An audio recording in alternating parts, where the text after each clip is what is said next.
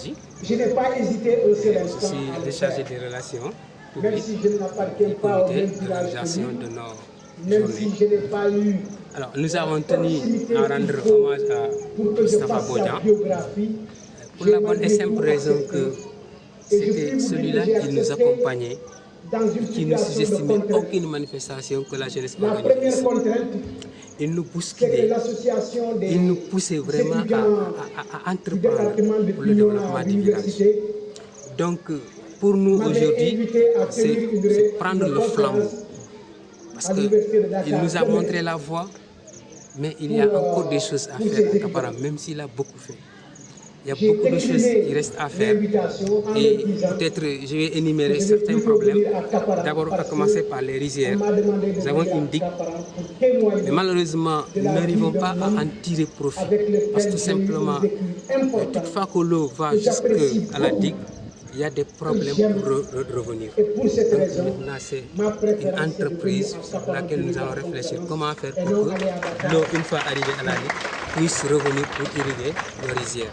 Nous avons le problème de l'eau, parce que nous avons présentement dans chaque maison, on a installé des robinets.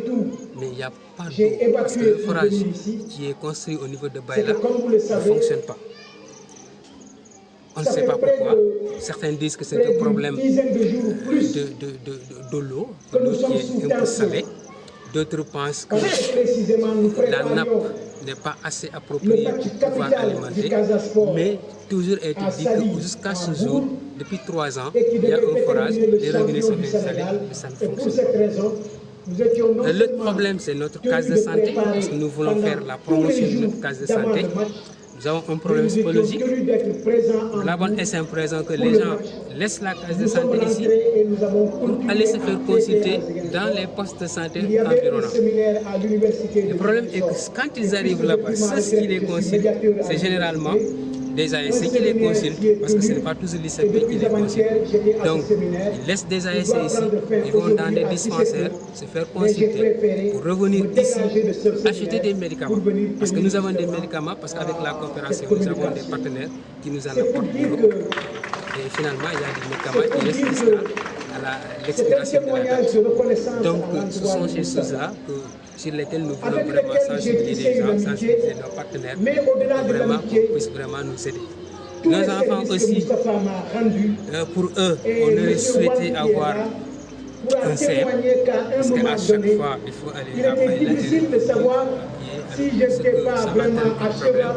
On souhaiterait vraiment aussi avoir un CM à Kaparam, parce que ce n'est pas aussi méchant.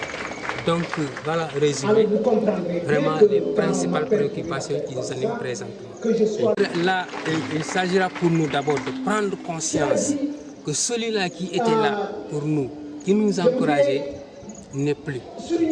Nous sommes désormais sauvés. Il faut que nous nous engagions pour prendre vraiment le développement du village entre nos mains.